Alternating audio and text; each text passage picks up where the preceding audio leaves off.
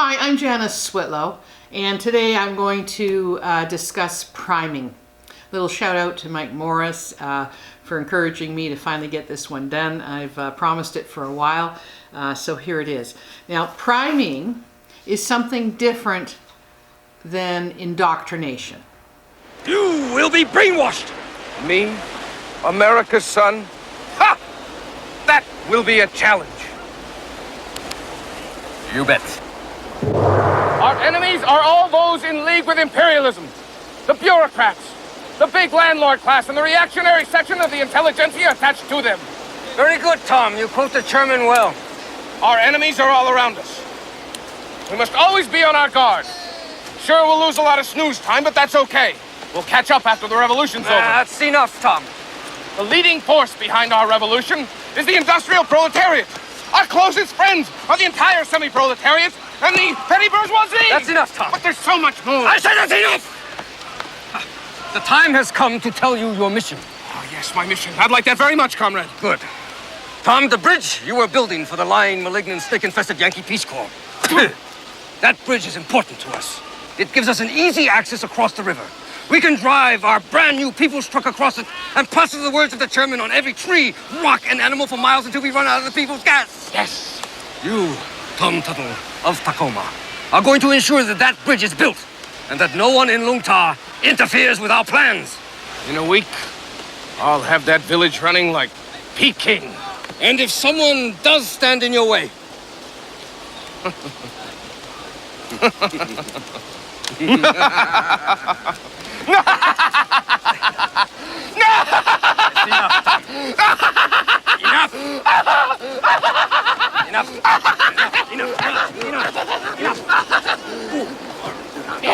Yes. That was indoctrination. Priming is different. Priming sets the stage for someone to act in a certain way.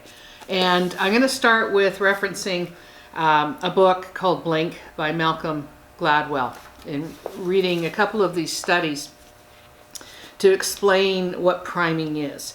And then I will discuss how Indigenous nationals have been primed to assimilate, primed to give up, and apply this concept or explain how this concept has been applied to Indigenous nationals from essentially birth.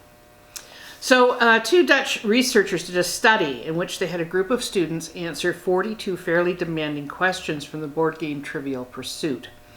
Half were asked to take 5 minutes beforehand to think about what it would mean to be a professor and write down everything that came to mind. Those students got 55.6% of the questions right. The other half of the students were asked to first sit and think about soccer hooligans. They ended up getting 42.6% of the Trivial Pursuit questions right. The quote professor group didn't know more than the soccer hooligan group. They weren't smarter or more focused or more serious. They were simply in a quote smart end of quote frame of mind and clearly associating themselves with the idea of something smart like a professor. Made it a lot easier in that stressful instant after a trivial question was asked to blurt out the right answer. The difference between 55.6 and 42.6%, it should be pointed out, is enormous. That can be the difference between passing and failing. Now, psychologists Claude Steele and Joshua Aronson created an even more extreme version of this test, using black college students and 20 questions taken from the GRE, the Graduate Record Examination, which is the standardized test for getting into grad school. When the students were asked to identify their race on a pre-test questionnaire, that simple act was sufficient to prime them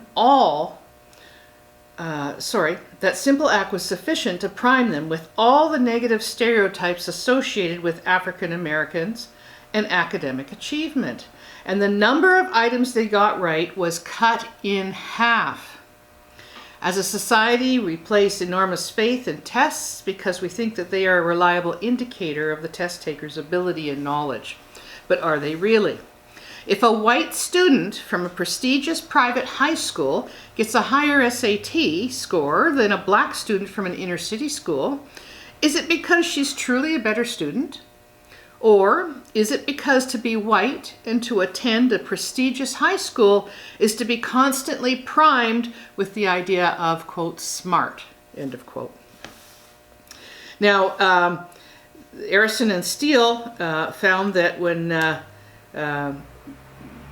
spoke to the black students who did so poorly after they're reminded of their race. Quote, I talked to the black students afterwards and I asked them, did anything lower your performance? I would ask, did it bug you that I asked you to indicate your race? Because it clearly had a huge effect on their performance. And they would always say no, and something like, I just don't think I'm smart enough to be here. The results from these experiments are obviously quite disturbing. They suggest that what we think of as free will is largely an illusion. Much of the time we are simply operating on automatic pilot, and the way we think and act and how well we think and act on the spur of the moment are a lot more susceptible to outside influences than we realize.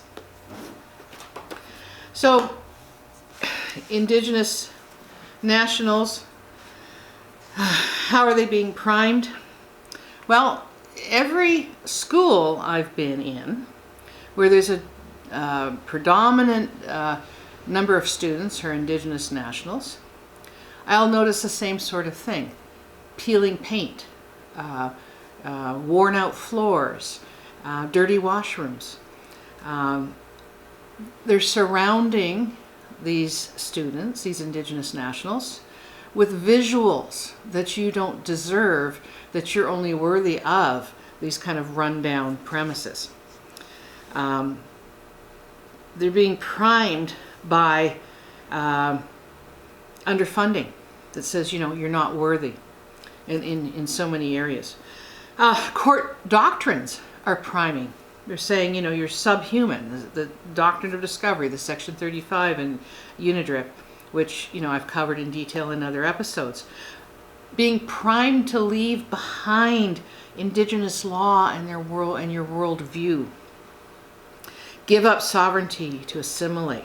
Even in law school and Native studies, there's so much priming that's taking place by how the subject matter is approached. Even the consistently past tense. I'm always respectfully correcting Indigenous nationals to say, speak in the now and the here. You're here. Your nations are still alive. But you look at all the textbooks and it's always, they used to have, they did. It's all past tense. That's all about priming, to say, you're gone. That was then, this is now. That no longer exists. Treaties are being talked about as historic treaties, as if they're somehow stuck in the past and no longer relevant, and therefore you have to get a modern day treaty, which is really just a settlement agreement under a federal policy, not even law, and certainly not what the Crown is bound to continue, and that is engage in proper treaty making. The treaties are the treaties. There's nothing in the title of treaties 1 to 11, for example, that says historic treaty 1, historic treaty 8, historic treaty 6. This is all about priming. See yourselves as no longer nations. See yourselves as no longer alive. See yourselves as subhuman. UNIDRIP, your children, you can't decide. The UN member state will decide for you. Yes, you have some rights, we'll acknowledge that, but you don't control that. The decision making is firmly placed in the hands of the UN member state, and UNDRIP is the template that's mirroring the pilot project that took place in Canada with the Section 35 domestic doctrine. All of that is priming. And in the residential school, of course, not only was there, priming, but also real indoctrination. I mean, to do what they did to prevent language continuing. To do what they did, I mean, we start getting into things like genocide and indoctrination, pure indoctrination. Yes, those components are there, but what's really happening today and since that time and has continued, and you know, what I've described in a previous episode when I spoke about CN Rail and their dirty dealings and illegal takings, how they are able to control chiefs who've been through residential school by what I described as pushing their button. They've been primed so that when they're spoken to in a certain way, they will react in a certain way. And this is this power that that vice president, you know, gloated to me that they have. And this is how they control Indigenous nationals, particularly leaders and elected chiefs. So it's important to become aware. What are the children being surrounded by? I'm seeing now a generation that even though there's not a lot of wealth, they are being primed to stand as full humans, to be proud in a good way of being an Indigenous national and understanding their nations, and to, you know, breaking through this priming that's taken place. Unfortunately, those who are in elected positions right now, they've been primed. So-called elders are really old people that have been primed. It's a very dangerous time because they will make these kinds of decisions without even realizing it. That example of the black study, they did not even understand that they had been primed, that the mere fact of thinking about themselves being black Americans, that was enough to lower their results, because of all the priming and all that they've been through to say, you're not really fully human, you're not smart, you can't do these things. And very quickly, some of them said, well, I guess I'm just not, you know, smart enough to be here. And this is tragic. This is, you know, also part of, you know, this is a source of racism, obviously. And until we start to remove that priming, we're not going to have healthy Indigenous nationals who are in a position to make any commitments. They are primed to surrender. They are primed to give up. They are primed to say, I want to be part of Canada only. You know, I don't even believe that these treaties are valuable to me. You know, they're being primed to just let it all go, and that's truly tragic. That's all I have to say.